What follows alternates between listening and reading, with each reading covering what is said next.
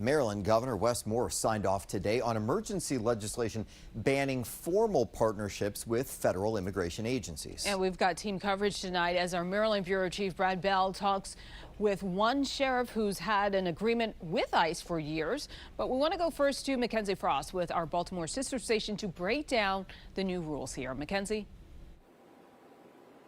Yeah, hey there. So ending these 287G agreements in the state of Maryland has been a top priority for Democrats here in the State House. Now that this has been signed by Governor Wes Moore, which we should note is the earliest bill signing during session that Governor Moore has had throughout his tenure, these formal agreements across the state are now prohibited. However, we have spoken to several sheriffs across the state where these 287G agreements are in place, and they argue that they're going to continue working with the federal government when it comes to some type of federal immigration efforts, even if these formal agreements are no longer allowed. We spoke with some Democrats, including the bill sponsor of one of these versions of the bill that is now into law, and asked them if there's anything prohibiting that type of behavior or activity from law enforcement. In the legislation, there is not. At the voting booth, there is. Why push this so hard if the state is still going to allow local jurisdictions to work with ICE in some capacity? Well, the state we cannot say you cannot work with ICE. There is federal supremacy, so we cannot say that. But what we can say, and we can make it a state law, that there would not be any type of formative agreement.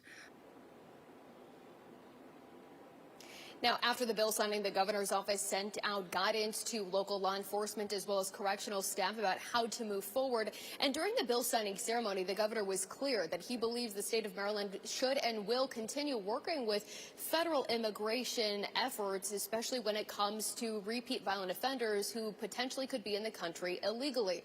Now, we should also note that there was a poll conducted in late December through early January showing 54% of Marylanders support local law enforcement doing these type of screenings in detention centers in cooperation with ICE.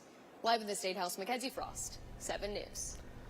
All right, let's get out to our Maryland Bureau Chief Brad Bell next. And Brad, the Frederick County Sheriff has had a partnership with ICE under this 287G program for years now. So how is that going to impact his department? Well, he's really waiting to see it, but he's already canceled his agreement because of the bill being signed today.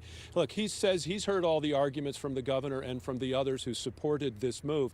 He says, you know, you hear the governor and the legislative leaders say they're trying to protect the communities, immigrant communities, and try to preserve trust between police and those who live in the communities. Out here in Frederick, the sheriff says he's trying to keep his community safe as well. For nearly 2 decades, Frederick Sheriff's correctional officers inside the county jail have worked essentially as deputized federal immigration agents. They routinely checked on the immigration status of people jailed for alleged crimes, and when they found someone in the country illegally, they filed immigration detainers and eventually handed them over to ICE. A total of 9 Maryland counties have partnered with ICE to varying degrees in their jails. Under the law signed by Governor Moore Tuesday, all must now terminate their deals with ICE. Frederick County Sheriff Chuck Jenkins officially did it today, ordering his staff to cease immigration-related activities. He says he's complying with the law, but says the law is a mistake. But what you have to understand is what 287G does in our jail is allows us to identify people who are in this country illegally who have committed a crime, and we'll lose all that. So instead of being able to identify that person, file the detainer, and hand them off eventually to ICE in our jail, we have to turn them loose onto the street. Yeah, and so Mackenzie reported what the governor did send out this letter with guidance saying that this does not prohibit all cooperation, it's just these detainers. And the sheriff does say that he does intend to cooperate in any way he can under the law, and he says for now he is able to hold people for 48 hours, let ICE know that a judge has ordered a release of a person, whether they've completed a sentence or they're being released on bond, and he can hold them for 48 hours. He just can't do that work he described in the jail. He is, however, concerned about another bill that's pending in the legislature, and we don't know if it will pass or not, but it would essentially ban all cooperation. So the sheriff is saying he's keeping an eye on that as well. Scott? So, Brad, considering that Frederick County's had the longest running 287G agreement with the feds in the country. What do you think the real impact here is?